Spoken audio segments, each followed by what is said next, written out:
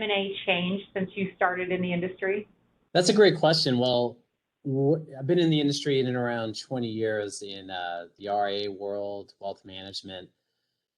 20 years back, there weren't really any transactions at all. So it was really maybe a couple of bank buyers, maybe doing a partnership with an emerging firm. And then 10 years ago, there were financial buyers, Focus Financial, the fiduciary network, firms like that. They were pioneers at the time. So maybe a couple of financial buyers, but then when you fast forward today, there is a broad ecosystem of strategic buyers, financial buyers, investors. There's private equity in the space. And then even within strategic buyers, there's different buyer types. They could be consolidator types, ones that want to provide a platform. So I think the good news today is the industry is maturing to a point where owners of registered investment advisory firms have far more choice. The big change has been the change from a traditional mindset. Like 20 years ago, CPA firms would literally be rolling from one generation to the next because people would just be in line to buy out the compliance services. It was kind of a standard norm. That has been a big change because the service models changed considerably due to technology and kind of services that are being consumed. The other thing is the automation has really changed the scope of what used to be a profitable firm from a compliance perspective to now what is a profitable firm going forward today. The other thing too, the big change, is a lot of people do not want to own anymore. And that has been a problem for a lot of firms going, we've got a good firm to do a succession and a merge or sell it, but we're going to have to go to the outward market because internally we can't pull it off. And that's probably the biggest change we see literally across the board here. M&A's changed pretty dramatically since I've started in the industry, going on almost 10 years now. I think, what's changed is a couple of things. One, you've got a much deeper buyer field being driven largely by the private equity community. So as I look across the buyer spectrum today, in addition to the publicly traded brokers, the regionals, and the folks that are comfortable using debt to do transactions, you've got 30 plus private equity backed consolidators that are looking to build out their platforms. And interestingly, you've also got some folks that have started to accept private equity or family office capital and pension fund money as well. So there's just a lot more capital in the industry, creating a lot more competition, and that's creating robust valuations. And so that's a major difference in the M&A scene from when I started about 10 years ago. What is fueling the current M&A market? Okay. We touched on a few of them. There's some changes in lack of ownership or desire to own. But one of the biggest things that's really happening right now is the average baby boomer is 66 years old, if I'm not mistaken. They own 60% of the marketplace. That's not all CPA firms specifically. It's a general statement in all businesses out there. But apply that to the CPA profession right now, and you've got a lot of aging baby boomers trying to figure out how to get out. It's not unusual for us to see a clump. When we see a clump, I'm saying like a group of 60 to 70-year-old individuals that own a firm, and they've got either minimal bench or there's a major gap in the age in their bench, or their age of their bench is also in the same boat. So that's fueling a lot of the issues right now. The change from compliance services to advisory is another main factor. A lot of firms are struggling to adapt to do so. Again, getting back to some of the automation factors, automating the compliance component of it. Staffing shortages in the CPA profession have been going on for 15 years now. So we've got less of a pool that has an interest in acquiring. And then there's a big push for life cycle. In case you haven't seen that recently in the news, a lot of people like that work-life balance. And that doesn't always fit in with a heavy tax deadline year. I think it's a variety of things, Kirsten. One is the low cost of capital. So I think that's been key. That's been driving up valuations. So, when prices go up, of course, it increases perhaps demand. So I think there's that dynamic happening. The other piece at least in wealth management, is the aging of founders. So founders of a small business, you essentially have choice. You can carry on, transition to maybe to the next generation, or maybe look for an M&A transaction. And I think that dynamic, you can't fight time, is also forcing advisors to think through how they exit the business. And one last point, I just think the pandemic itself allowed for more reflection time for owners. So now we're coming through it, and I think what is the future of my firm? What is the future of wealth management? And how do we perhaps as a firm, as an ownership group, fit in? Is also having advisors think through their options a bit more strategically than they have in the past. So I think all those forces are driving the increase in M&A. I think it's a number of different factors. You've obviously got kind of an aging principal force. You've got a changing kind of insurance distribution environment, as size and scale is important. The larger consolidators have capital to invest in producer recruiting, data analytics, et cetera, and it's becoming harder to compete as well. So I think you've got kind of an aging demographic. You've got robust valuations that are attractive, and just a lot of different options as well. Like I said, when I first started, the buyer landscape was, I don't want to say limited, but certainly not as deep, and a lot of folks kind of knew what it meant to transact with a publicly traded broker or a bank-owned agency. And today, given all the different, for lack of a better way of putting it, flavors of folks that you could potentially transact with, the prospect of merging and handing the keys over to someone is very different. It's a partnership model, and there's just a lot of different flavors and opportunities for folks to get the cultural fit right. Over the last couple of months, our phones have been ringing off the hook as lots of folks look to shift their perpetuation timelines up from perhaps 2025 to 2021 to get ahead of the potential change in capital gains. I think 2021 looks like it'll be the high water mark in the industry as far as number of announced transactions, and that's largely being driven by the prospective change in capital gains. Why is PE so interested in this space? The private equity market is sitting on a lot of cash. Interest rates are low. That's a little bit of a starting point. Now that may change a little bit down the line, but this is also a little bit of a cash cow concept. Okay, so if I'm a private equity firm and I can buy in right now and I see the market that there aren't as many people maybe lining up for succession, that I can see more opportunities to buy into that market share, that's a potential. Plus, I've got an ongoing stream of annuity work that would come from that investment. And that's, I think, what they're really looking for. But I think the other two pieces that are really huge is they've got other advisory services to sell. They can sell HR, IT, other components that maybe the current firms can't. So that existing client base is, again, going back to that cash cow concept. It's a captured group of clients with other needs that really aren't getting sold today and are not impacting the bottom line. So that investment can be materially different with a PE firm. The other part too is I think some of these companies have already investments in separate companies to cross-sell. It's not even just the potential of bringing in other advisory services, but their existing market share they already have in place, I think, is a huge component of this. I think the reasons folks are exploring transactions are beyond just kind of the economics. A lot of the larger enterprises have capital to invest, like I said earlier, in data analytics or help folks execute an M&A strategy themselves.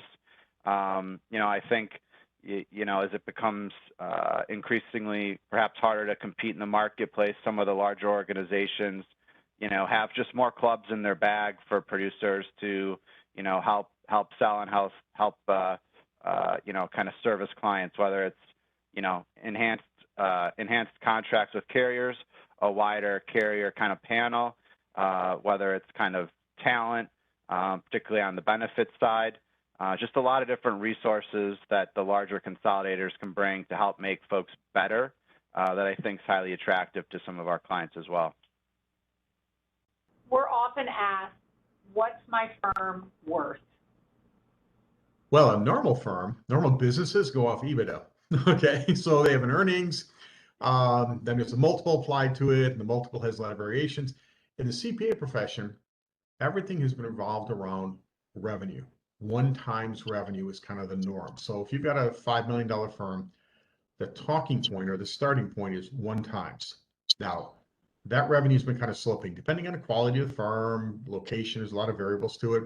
We're seeing more like 0.9, 0.8, 0.7 is a really stressed out firm. You don't see too many multiples over 1 times, but again, depends on the value from the buyer's perspective on that. The other part we're looking at is they're changing some of that model, because not all revenue dollars are equal. Not all $5 million firms are worth the same multiple. They're looking at the partner's income, taking the last 5 years, knocking off the high and the low, taking a 3-year, running an average, and multiplying that by anywhere from 2.5 to 3 times to determine what the comp is for that specific partner. It's different ways to do it. That varies greatly by firm. So a lot of factors go into this question. I would say for our clients at Dowling Hales, generally speaking, we're seeing retail brokers and even MGAs and wholesalers trade for kind of at a minimum of 9 to 10 times pro forma EBITDA paid on the closing of a transaction, with the opportunity to earn 1 to 2 more turns of EBITDA via a growth earnout that ranges from 2 to 3 years. Certainly there are businesses that trade below those multiples, and there are definitely businesses that trade well north of 9 to 10 times upfront. Depends on a number of factors, size, growth profile, profitability, geography, quality of management team, lines of business. But generally, I think the ante in the M&A game is 9 to 10 times upfront today. With 9 to 10 time multiples upfront today, how does the independent, non-private equity backed, non-publicly traded acquirer compete in this marketplace for deals?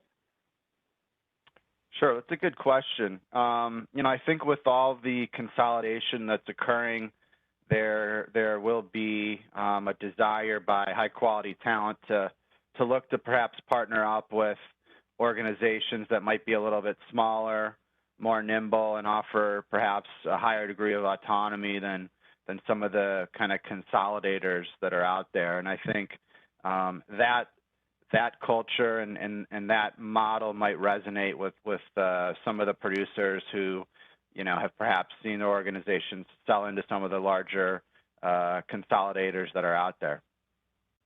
It is tough to compete on price against these well-capitalized firms. So what can you do if you're a Keystone type firm trying to acquire? I think you just need to be really focused on the type of candidate you're looking for. You're probably going to have to start small. There's this new term in wealth management world called acqui-hire, which is essentially hiring somebody, but it's almost quote a deal. So it's modest. So think, in our world, an advisor with maybe 50 million in AUM and 500 million revenue, something like that. And then what can you offer them that's unique and different than maybe what the large acquirer would? And I would focus on things like culture, upside potential, whatever that means at your firm or to the potential. It could be more money. It could be, path to partnership. It could be increased responsibility, better growth, whatever that may be. So I think it's that piece. So path for development versus being a number in a larger kind of buy situation. And then I would say the final piece would be leveraging your relationships. So it's kind of old school, but if you're not out there building relationships and telling your story, and I'm talking 2-3 year runway, if you're just competing with someone for maybe a seller that you don't know, you're likely going to be dead in the water because that's more commoditized in a way. So why wouldn't somebody go with the higher price offer or whatever that may be? So I think you got to be nimble, you got to be strategic, and give it a go if that's something you may be interested in. John, where do you think multiples are headed? Well, I think multiples in our space have come up. We do M&A research called the RIA Deal Room, readily available to anyone out there at our website. And what our data shows is the last 2 years, valuations have gone up 20%. So in 2019 and again in 2020. This year, we are again seeing a slight increase in valuation, but I also think at this point, valuations have actually stabilized. But the numbers within the broad number of 20% increase, which is unique, is smaller practices that only commanded maybe 4 to 6 times cash flow multiple have now come up and are almost nearly comparable to maybe larger firms that are twice their size. So I think the appetite for buyers, even for smaller firms, is increasing. And then for the very top firms in the industry, like I think the top 25 firms, those valuations are now being bid by large asset pools, and they're going, for 14 times cash flow and up. So I think valuations are robust, and the ones that are going to be most impacted in the future is perhaps the low end coming up, and then very large, sophisticated RIAs commanding higher multiples from large asset pools. The old rule of thumb was the higher the multiple, the more structure there is, right? So if you want a higher price, and I get to, as a buyer, maybe protect myself with the terms. What is also happening now is the market has been pretty, I would say, seller friendly in terms of structure, and that's where bids are becoming more competitive, less so on price, but more so on the structure. So it's been an interesting dynamic where valuations have gone up without structure or incremental structure. And I think that's just the competitive nature in the registered investment advisor world and low cost of capital, of course. What's the most effective way to engage active sellers? Actually, how do people get into the game?